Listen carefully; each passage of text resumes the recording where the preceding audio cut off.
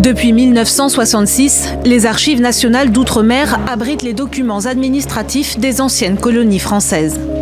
Dans ce bâtiment de 5 étages, où la température ne dépasse pas 15 degrés, les archives consacrées à la guerre d'Algérie peuvent pour la première fois être consultées librement.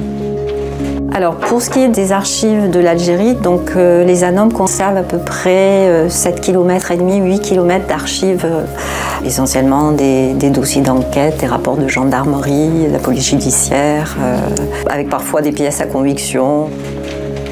L'ouverture de ces archives avec 15 ans d'avance est une volonté du président français Emmanuel Macron pour, dit-il, regarder en face la vérité d'un conflit qui, entre 1954 et 1962, a fait près de 500 000 morts civils et militaires, dont 400 000 Algériens. Donc là, nous avons affaire à des dossiers relatifs à des attentats et à des actions de sabotage.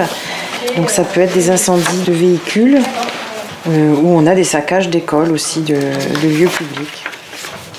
Historiens et chercheurs bénéficiaient déjà de dérogations pour travailler.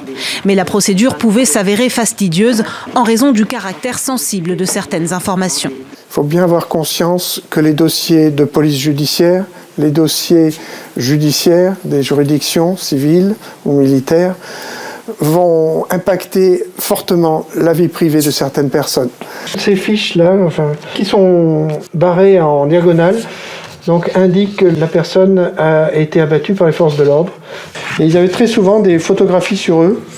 Donc là, ça permet de connaître un peu la vie des maquis FLN, avec notamment des infirmières.